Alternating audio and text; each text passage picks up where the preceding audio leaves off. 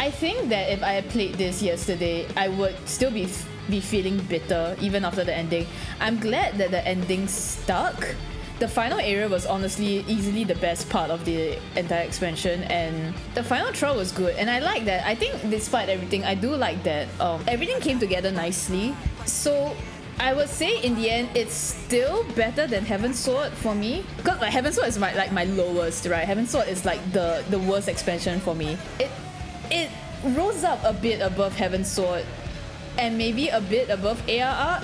I don't know. Honestly, I would put it as the same level as ARR for me. I think I'm just really everything's very no, I agree. I think the consistency is what makes it harder for me to say that to feel like overall negatively about it.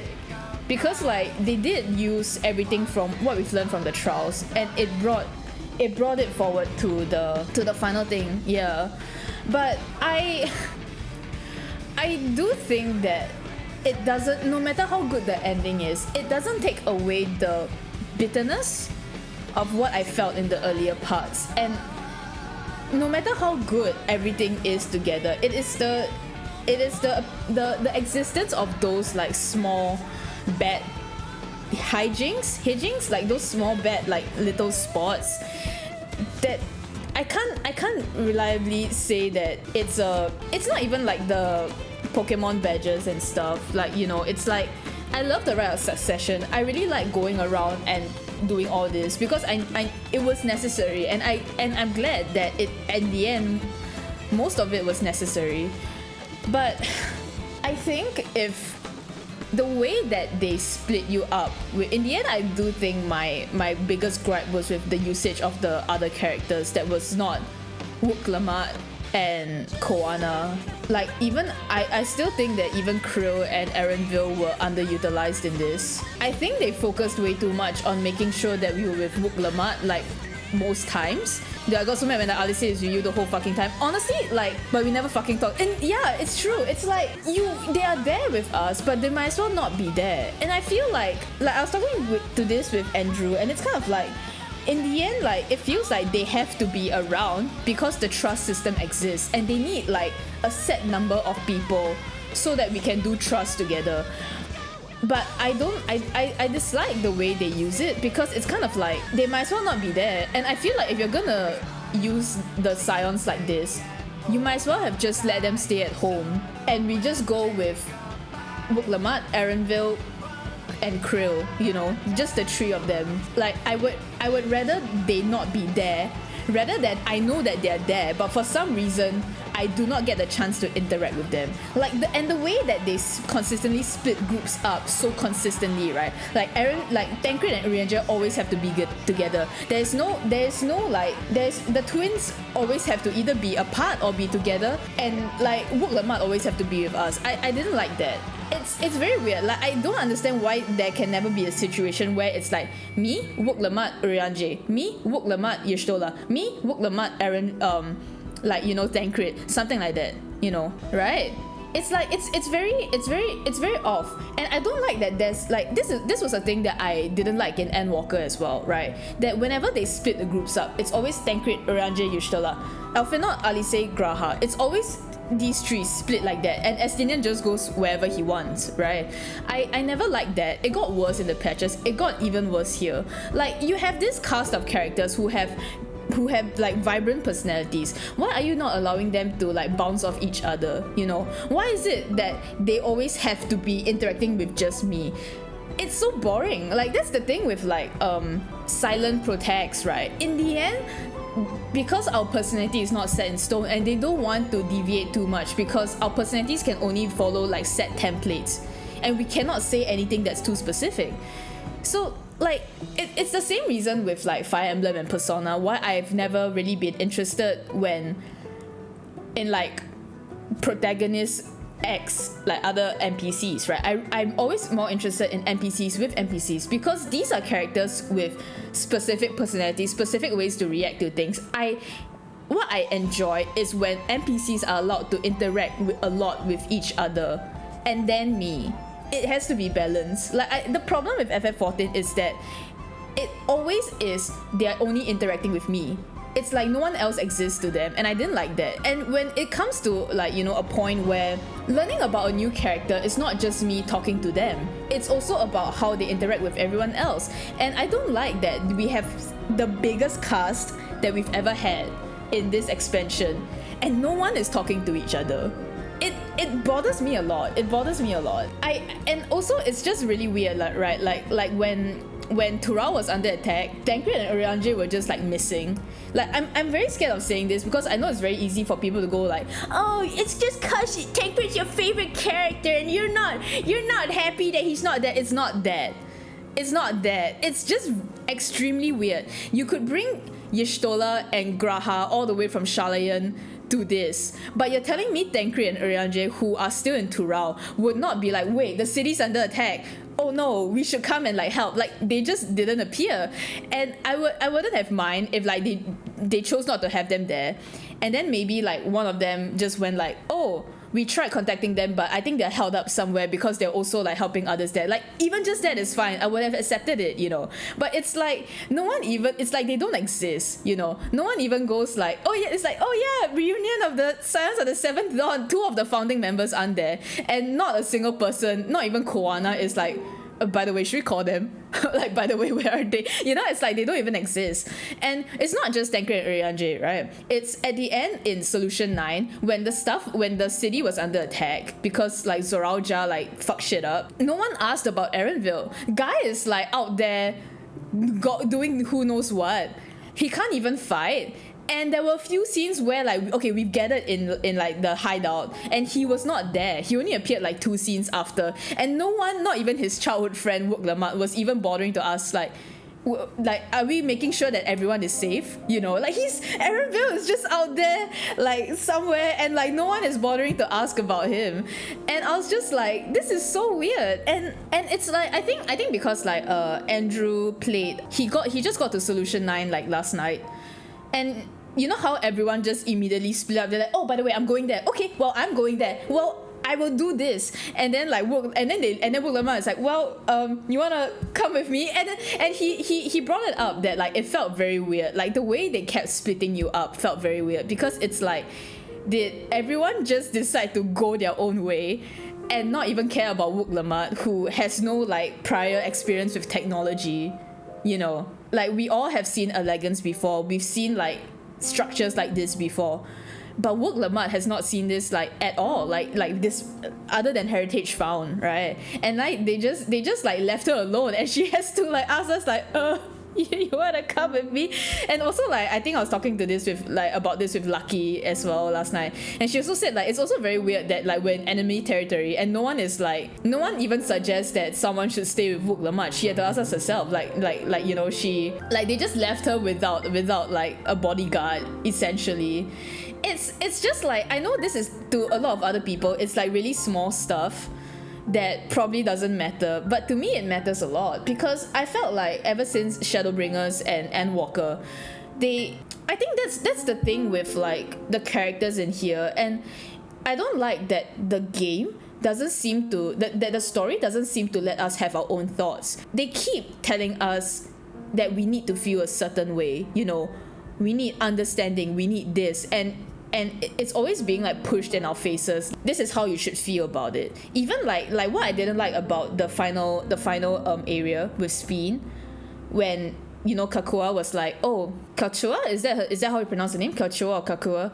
Like they basically went like she went like, oh, you know, Speen, like this is just a program that they made and they made her like this, so please understand that she has no way of like not doing this. And I didn't like that the game had to tell me, oh, this is against her choice because like, you know, the real one might or might not have done this. And I didn't like it. I didn't like that. Like it basically felt like they were trying to kind of say that you cannot blame her for her actions because you should blame the people who programmed her like this. And I disagreed with that. I would rather they say that this was made according to the real one. Like even if this is a program, like it was made as to what the real one would have, or like they just don't say it at all, because I would rather have my own feelings, come to my own like conclusions about whether Speen's actions were right or not, right? Or like the nuances to it. But the fact that they went like, oh, you know, she's a program and she was programmed to do this, so she can't disobey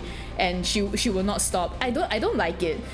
Like, why was that necessary? You know, I felt that actually took away a lot of the intricacies of Sphyn's character, because now it feels like, okay, so you're saying that this was not really her choice, it was just because the people made her like that. And I understand that it's supposed to be a reference back to that the queen has to make decisions for the sake of her people, and despite what maybe she doesn't like it, she has to do it because her people require it of her. I get that, but this was so like almost too clear cut that it just takes away a lot of the what I felt was more present during Shadowbringers and Endwalker. You know, like in Shadowbringers, you got to understand Emmett Selk, because despite him always like, cause he hung around you guys, right?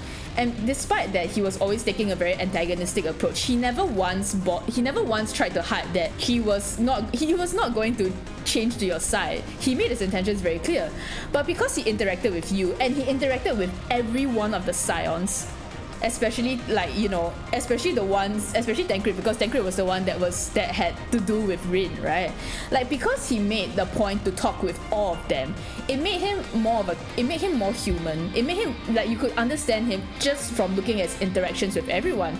You didn't need the story to tell you that what he was doing is for his people. You know how important his people are to him just by going through, I forgot the zone name, but the city that he brought up, right? It felt more natural. But this like the storytelling in this, especially regarding the characters, it felt a lot more heavy-handed. You had to do this, you have to feel this way, you need to understand that this is how it is, and that's why you must feel this way. It feels like that. And even in like with Hermes and Meteon, like, I think despite how obviously angry I get when people just like make Hermes out to be like, you know, the most like evil person and stuff, right? The point is that the game lets you form your opinions, you know. They give you everything. They give you like his reasonings, how they show you in like steps, right? This is what he cares for the creatures. Despite the creatures failing, he will try everything until he succeeds. And if it ultimately fails, he will take responsibility and kill off the creature. But he does not like it, and he vehemently like dislikes the way the ancients live, right? How they can just like decide to like give up their life, how they choose to give up their life. To him, he cannot understand. And that's why when it comes to what he must choose based on what Meteon decides, he decides that I would rather her have her choice. And in the case, why can we not be judged the same way as how we've been judging everybody else? Like, you understand where he's coming from, whether you agree with him or not. It's up to you. Whether you agree with Hermes, whether you agree with Emmett Selk, that one is up to you. Because in the end, all the story gives to you is that it is a question. You know, it's not meant to give you the answer, because it gives you the answer that yes, in the end, that you have to save the world, because no one should be able to decide, right? And there is merit in suffering. There's merit in suffering if those experiences make you stronger. But in Dawntrail, as the theme of this is to understand people, it is to understand where everyone is coming from. But understanding does not always mean that you have to agree with them. And what I didn't like about this expansion is that despite all the themes being very consistent, it kept pushing it in our face that in the end, everyone comes from a good place. I know that they are coming from a good place. You don't need to keep telling me that. You don't need to keep telling me that Wook Lamad thinks that they are, you know, oh, in the end, they are good people. It doesn't always work like that. You can understand, disagree. That's what they did with Sphyn, right? But in the end, in the end, that doesn't matter because she was programmed to be like that. I think that's the biggest drawback for me in terms of that. They don't. Despite being the expansion that should have let us explore, the exploration is quite minimal in terms of both characters and the writing. It reached a high, but then it doesn't dare to go beyond. And I think in the end, that's what I found disappointing about this expansion. Why do the other characters have to split up? I don't know. It's just cause the game requires you to be Wook Lamad. Why, when she got kidnapped, do you have to work like solo with Koana? I don't know. It's just cause they need you to be introduced to Koana and his frankly quite stupid plan, right? Like, I like Koana, but his introduction was terrible. And I just think that a lot of my gripes, like I guess like surprisingly it's the fact that they are minor that actually gives me frustration, because I felt like a lot of it you can do it, it can be fixed, like it can be made so much better with minimal effort. Add in one sentence here and there. You know, I think Koana's Koana's introduction would have worked better if he tried to use something from Charlotte, and then it's like, oh wait, it doesn't work here. Okay, I guess we have to do this so that we can at least talk with the people and make use of like the merchants and stuff to lure them out. Like I feel like if they had just added that, like, you know, that he at least tried to use technology, I would have been like, okay, you know, it's just small things like this that in the end it takes me out of like the immersion, and I can't appreciate what all the other good parts that it's trying to do without thinking of all these like small hiccups, you know. I think that's what bothers me a lot. Why did Wook Lamut get kidnapped? You know, if they had like just added in a thing where like, oh, you know, like she in the end she tried to fight off the bandits, but they had hostages with them. I don't know, like something more believable. Like she's so strong, you're telling me a bunch of bandits like fucking managed to tie her up and send her off to like to Baku Jaja? Like really weird stuff, you know, like it's weird as shit. It reminds me of like when Benedicta suddenly couldn't fight the bandits back just because she lost Garuda, and then you're just like, she can use a fucking sword even whether she had Garuda or not. Like it's so stupid. It's stuff like that that really just takes me out of it. And like, I feel like if I didn't take a break yesterday, I wouldn't be feeling as okay about it as I am now. It's difficult because if I try to ignore all those things, everything else is pretty good. I think I can say that now after completing it. Everything else was pretty good. I was still unconvinced like before playing this. I think in the end, like, it's a good story. I don't know if I want to say it's solid because there's still some like bottles of liquid like within the structure, you know, volatile liquid within the structure, but it is okay. I would not put this above Stormblood. I would not put this above Shadowbringers or Endwalker, like no way. I don't know, like I've seen a lot of differing opinions how people felt that this is like the best writing they've done. If I choose to close my eyes, maybe I can agree, but I also very vehemently disagree because, again, for an expansion whose theme is so character centric, and yet everything the way they write everyone is so plot centric, like it just doesn't add up. A lot of things do not add up, and I cannot in good conscience say that this is alright. I don't know. I think what they're dealing with now is that there's too many characters, but they are too scared to really abandon any one of them, to make any of them stay behind, because they know that everyone has such, you know, they have a lot of heart for these characters. But I think it's even more insulting that we know that they're there, but they just don't do anything. I'm repeating myself at this point. I just think that if you don't know where the characters should go, just leave them at home. I can't say for anyone else, but I lived through Tancred not being there in Heavensward. I lived through him not being there in Stormblood. I was fine with it. I was fine. Like, okay, in Heavensward I was a bit pissed because it felt like, oh, why are we not trying to find the Scions now that the Nanamo thing has been resolved, right? That was also a lot of the reason why I did not like Heavensward.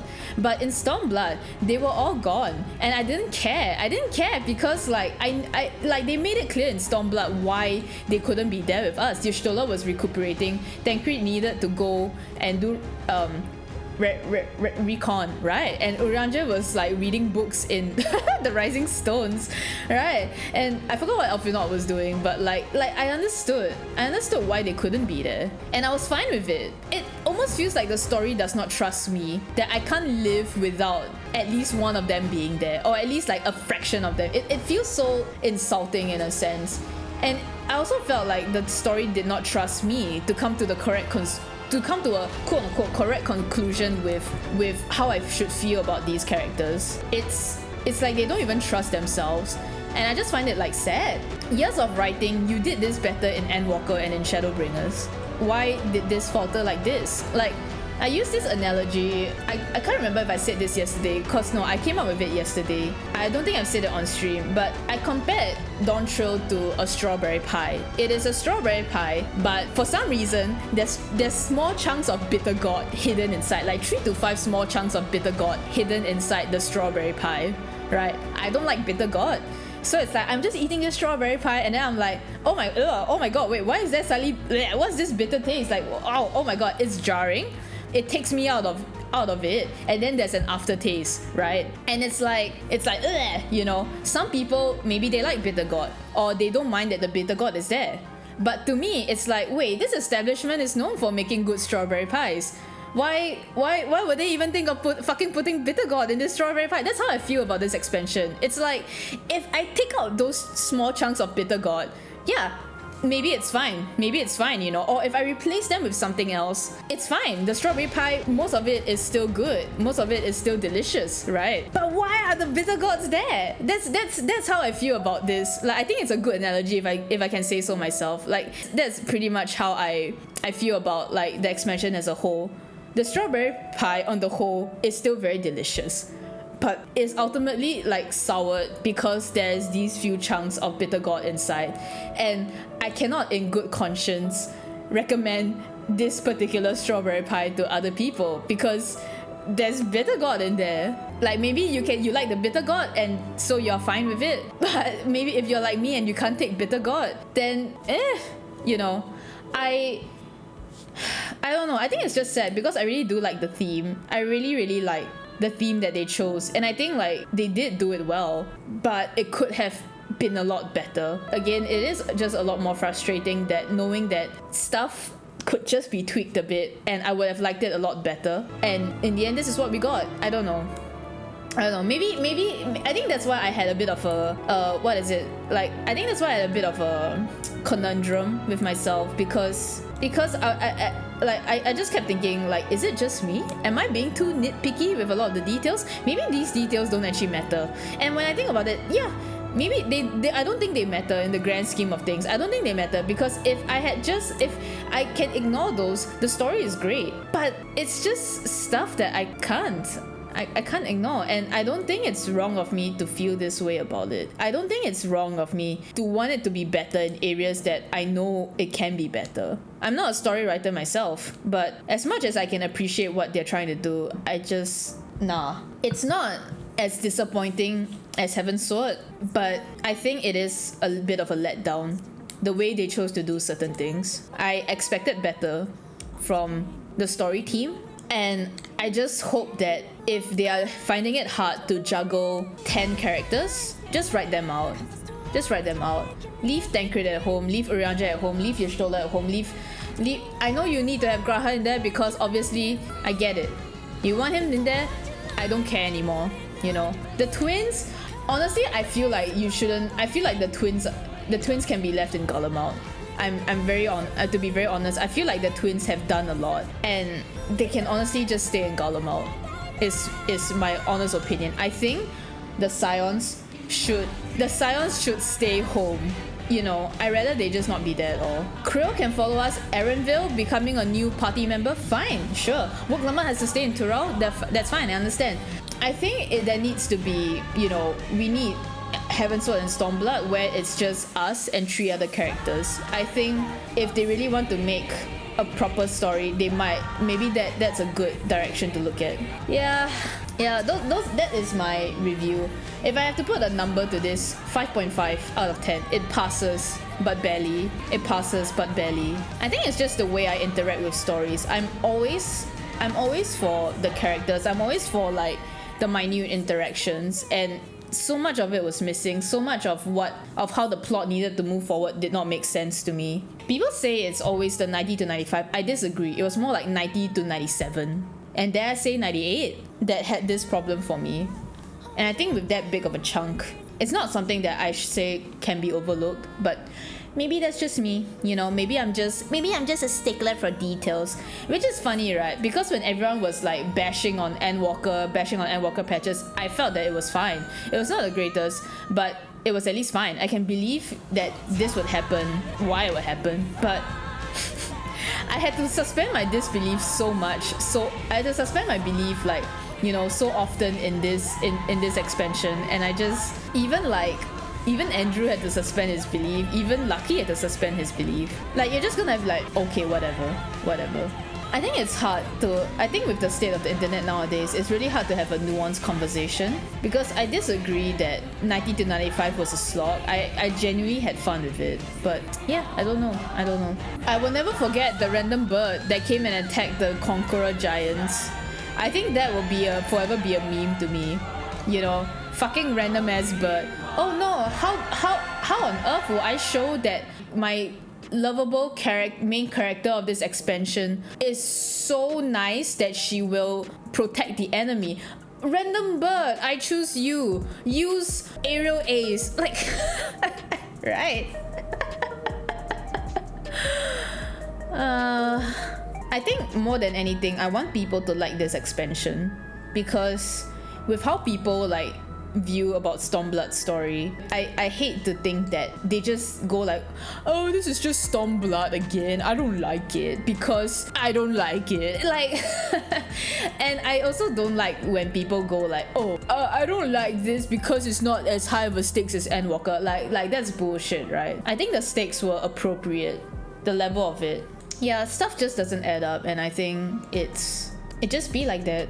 It's a bit lackluster. It's a bit like all over the place the way I speak, but I can't be bothered to. I actually thought about writing like a document, like how I usually do. I open up a Word doc and then I write, like, not say an essay, but a more like concise review of like stuff. I never felt the need to do that for Shadowbringers and Endwalker, because I felt that what was good was very obvious, what was bad was also quite obvious, right? But for this, it kind of feels like there's a lot of things that discussion could be had, but I don't trust the internet to have nuanced discussions on anything, and so I would rather just like type my thoughts.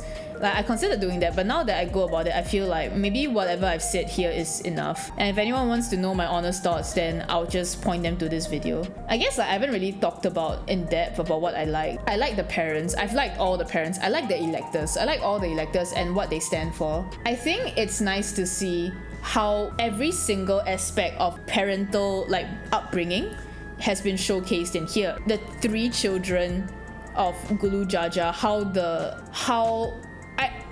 I feel like Zoraoja's writing is a bit rough, because in the end, it admittedly did feel a bit one-dimensional. But as far as like the burden of the eldest son, of the one that, you know, everyone is expecting things from, to only like not live up to that was shown, I think, pretty well. And after everything, like how in the end he chooses to forgo his child, because to him he's like, I do not have the ability nor the desire to be able to bring up a child when I still cannot let go of my own demons. So that one I understand. I can't say I feel very strongly for him though. He's fine. I guess he's fine. How the youngest child ended up being like, you know, feeling inadequate, but then in the end being able to find themselves separate from what should be expected of them and what is expected of them at being in that family, right? So them, and then and then her in the end, like not forgetting like the family that brought her along this way. I like that. And I think Koana, as like, because usually the middle child is usually the one being left out, and he showcases some of that, right? Then why did he fuck? Yeah, like how did he give birth? maybe he was so like, I need some relief, and he just like found someone, you know, who knows, who did he even fuck? Was I saw like maybe like I don't know who did he fuck? Who did he fuck? Was there a lizard? Like was there a, I forgot what their species is called. Asexual reproduction, hell. Yeah, right, like Gulu Jaja doesn't even have a wife, right? How did they give birth? Who did he fuck? Laying eggs? Man. Like he just pooped out. He just had a really big shit one day and an egg was among them and he didn't even notice. Like like, yeah, so like I did like that the middle child syndrome was kind of shown in Koana, but like in the end he felt that, you know, being the big brother for Wook Lamar was more important than any sort of like stuff, you know. And I like that. I really like what Kuana stood for. I really do like him a lot. And I like that with Spin, you know, there was that whole like the responsibility thing. It's like they made it clear, they made it too clear that she's like Wook Lamar, but this is how it could have gone, right? That's why I didn't like that, you know, they said that, oh yeah, she's just programmed this way. It's just it just doesn't add up. The way like Baku Jaja as well, you need to do this because we've sacrificed too much in order to make you happen, so you need to do this for us. And what I do think that Baku Jaja's like entire thing was also quite shallow, because like I don't understand that, like it's more like it's still a bit hard for me to get into, like, you know, like, oh, he was desperate because of hundreds of stillborns, but yet he was willing to toy with the lives of hundreds of others that are actually alive just because he didn't bother to like understand them. And even not that, it's also his own people, right? Like he was also like racist towards like his own henchmen. Like he was like, oh, I don't care if you're injured, if you can't keep up, you can go away, you know. It's a bit, it doesn't really match to me. I think like I get it that like his demeanor came as like a moment of clarity, that it's like, wow, I'm this far behind all of them. This is their final trial and I've only gotten 2 stones, right? Like that's what it is. And I get it, but I wish that it was done a bit better. I wish that maybe he had, I don't know, this is a bit harder, I think, but this was the least aggravating of my concerns, because the story still made it quite clear that Koana doesn't quite forgive him. In fact, Koana, Alice were like, I don't know how Wook Lamar is able to, like, her heart is so big because she's able to forgive him despite everything he's done. And Alice made it clear that she has not forgiven him.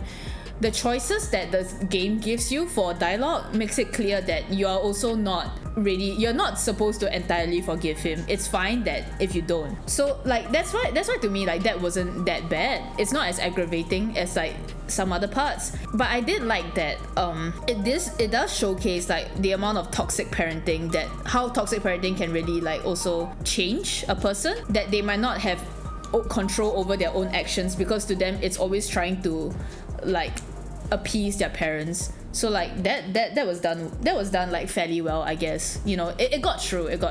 The reunion with Crow and her parents was also really nice. And Erenville's like, you know, it's kind of like for Krill, it's kind of that like, oh, you know, you're so estranged from your parents, you never knew them. Is it alright to want to find them, to meet them? And when you finally do meet them, what can you even say? They know nothing about you, you know nothing about them. But the fact that you can still reconcile, it gives hope. You know, it gives hope to those that might not know their birth parents. It gives hope that even if reality might not be as beautiful as what it is in FF14, I feel like it will resonate with a lot of people and allow them to feel like seen and heard, because sometimes it's easier to think about this in a positive way rather than being stuck in this mindset like, oh, they didn't love me, or, you know. It was nice. And it was just like, I felt like Krill, I don't know, I think Crow really got a, sorry, I keep changing how I pronounce her name. I'm just really proud of her, that she was able to deal with this. And I feel like the act of letting them go was also kind of like, oh, I've got to spend time with you, but in the end, because Krill is her own person, she's not tied to her parents. You know, there's always this like, oh, you found your birth parents, now you have to go with them. And it's like, no, she's allowed to choose. In the end, she's allowed to do what she thinks is right. And I like that. I like what that represents. It's good. And Erenville and his own mother, like that was really good as well. It's obviously the best one out of like the entire thing. How he and Kukua, like how he's angry that Kukua tends to decide things with seemingly no care for what he feels. It's like, why do you not tell me that you're dead? Why do you not tell me the truth? Why do you decide that you should hide this from me? Why do you decide that I should be the one to like erase you, right? Like it's something, it's like maybe how I felt when my mother had to go to the hospital for like a certain thing, and my dad just decided not to tell me anything about it. I didn't even know that she had been going for hospital checks for this thing for like many months, for like half a year. And it was only like when I found out, I asked my dad, why didn't you tell me this? And he's like, you didn't need to know, it doesn't concern you. And I'm like, what do you mean? Like, this is my mother, you know, she's my mom, why would you not tell me about this, right? And he's like, it still doesn't concern you. And I got really angry. So it's like, I can kind of understand where Erenville is coming from, right? It's like, why would you decide for yourself what is best for me when I'm a grown-up now, I have this power to decide for myself. Through them like reconnecting with what they both love, he's able to understand like her fears. He's able to understand that this is not all selfish, because I mean, maybe it is selfish, but it's also like as hard for her as it is for him. And I like that he was able to come to terms with that, and it was nice. Even like with Otis and Guluja, right? Like, it was good too, because like Otis, like, I really do like Otis as a character. It's like Steiner, if Steiner had a sequel, you know, Steiner FF9 had a sequel, I think like it is Otis. Otis being able to accept that he's now not the person he's ever been, but his loyalty does not, his love for his country and for his queen does not stop him from doing what might be dangerous to him, you know, and to just live his life with his own choices, taking up a child when the child needed someone. I think that was really nice. Like, with all that and with all the themes of understanding people, you know, I think the theme of understanding has always been there since ARR. It's always been, you know, we see where they're coming from. Even if not ARR, I would say Stormblood, right? With Yotsuyu. Understand, have pity for these people. All of them have their reasons for doing what they do. You know, whether that reason be good or bad, you should at least get to know them to decide. So I feel like this theme is not a theme that is like for just Dawntrail.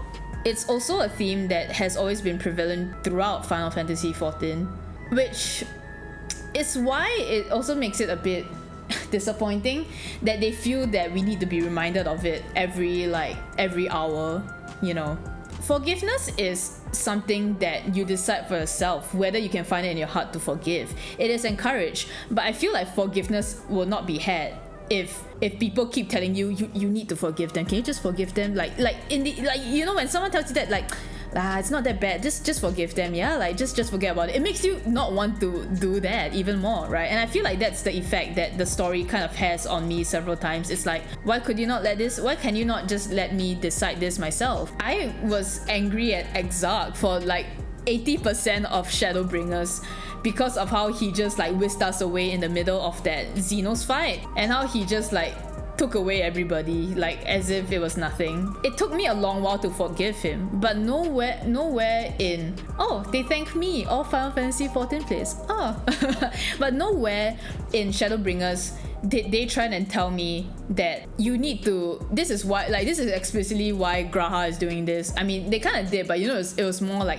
you know, like it was more like a history lesson. It kind of was just like, at no point did I feel like I was forced to forgive Graha. I had the choice to like look at the reasons why he was so desperate and that he needed to do that, and I was like, okay, I understand him and I will forgive him now. But if the story had told me, you know, he's doing this for the good, he's so good, I'd be like, shut the fuck up, let me decide that for myself. And I think, yeah, that's the problem with Dawntrail, I guess. I don't know, I don't think I'm gonna disagree with anyone who thinks this is like good or anything. I just think that, yeah, there's just stuff that could have been better. So in a way, you know, if people like it, then I think that's just a lot better, you know, for everyone else and for the future of the game. I just think that the writers this time, they don't know how to write a cast of like characters. So like, I don't think they know how to, they're not really that used to writing like that many characters. Maybe because they're used to writing like the side quests where, like, you know, it's just like a few characters at one time. Maybe perhaps that's, I think like I had a meltdown like on Monday because it kind of felt like, wow, is this the level of writing that I must expect now from FF14? Like, is this the most they can do? Right? Like, after, like, can they never, like, are they just gonna flop now? You know, was what I was feeling. But I think I have hope after finishing that they do have potential. They can like make stuff good. It's just that I think they need to do more. So I still have hopes, and I'm glad that I don't actually feel like quitting the game after all. It just be like that, I guess.